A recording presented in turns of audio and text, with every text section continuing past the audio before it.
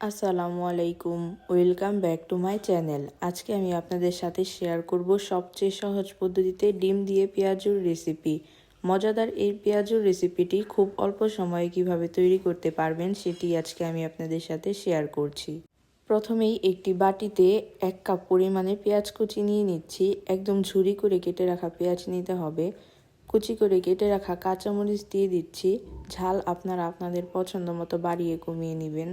পরিমাণ মতো লবণ, 1 চা চামচ পরিমাণে চাট মশলা, হাফ চা চামচ পরিমাণে লাল মরিচের গুঁড়া এবং হাফ চা চামচ পরিমাণে জিরা গুঁড়ো দিয়ে সবগুলো উপকরণকে হাত দিয়ে ভালোভাবে মিশিয়ে নিতে হবে।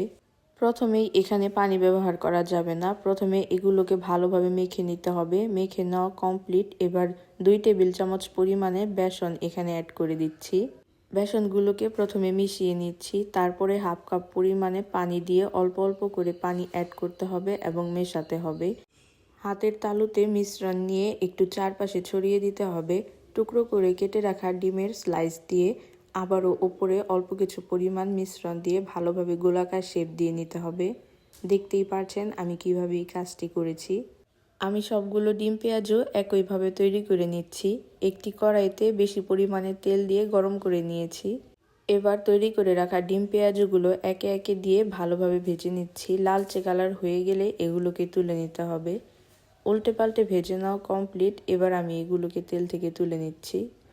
এই ডিম পেঁয়াজগুলো দেখতেও যেমন লোভনীয়, খেতেও অনেক বেশি মজাদার। বাসায় একবার হলেও অবশ্যই ট্রাই করে দেখতে পারেন। মজাদার এবং সবচেয়ে সহজ এই ডিম পেঁয়াজুর রেসিপিটি আপনাদের কেমন লেগেছে অবশ্যই কমেন্ট বক্সে কমেন্ট করে জানাবেন। ভিডিওটি শেষ পর্যন্ত দেখার জন্য অনেক অনেক ধন্যবাদ। আল্লাহ হাফেজ।